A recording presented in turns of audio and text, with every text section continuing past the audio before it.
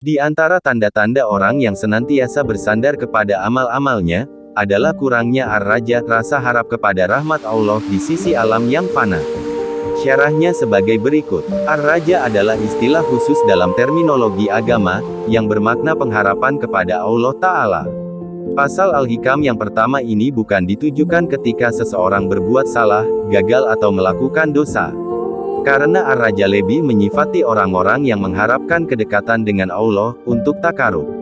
Kalimat, wujudi zalal, artinya segala wujud yang akan hancur, alam fana.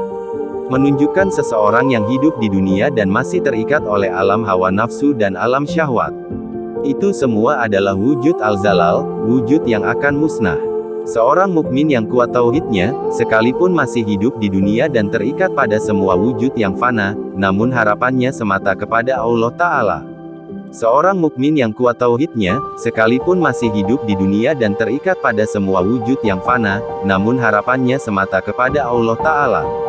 Jika kita berharap akan rahmatnya, maka kita tidak akan menggantungkan harapan kepada amal-amal kita, baik itu besar ataupun kecil. Dan hal yang paling mahal dalam suluk adalah hati, yaitu apa yang dicarinya dalam hidup. Dunia ini akan menguji sejauh mana kualitas raja, harap kita kepada Allah Ta'ala. Rasulullah SAW bersabda, tidaklah seseorang masuk surga dengan amalnya. Ditanyakan, sekalipun engkau wahai Rasulullah. Beliau bersabda, sekalipun saya, hanya saja Allah telah memberikan rahmat kepadaku, hadis riwayat Bukhari dan Muslim.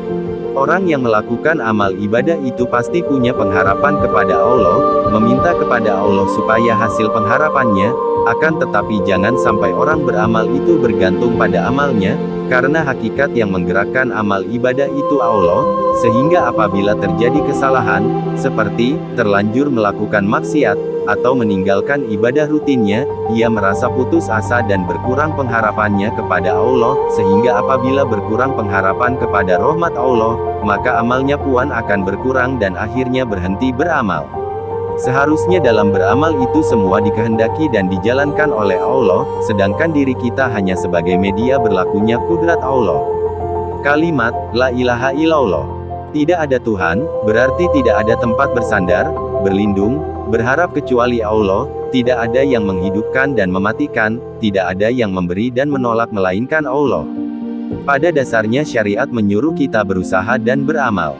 Sedang hakikat syariat melarang kita menyandarkan diri pada amal dan usaha itu, supaya tetap bersandar pada karunia dan rahmat Allah Subhanahu wa Ta'ala. Apabila kita dilarang menyekutukan Allah dengan berhala, batu, kayu, pohon, kuburan, binatang dan manusia, maka janganlah menyekutukan Allah dengan kekuatan diri sendiri, seakan-akan merasa sudah cukup kuat dapat berdiri sendiri tanpa pertolongan Allah, tanpa rahmat, taufik, hidayat dan karunia Allah Subhanahu wa Ta'ala.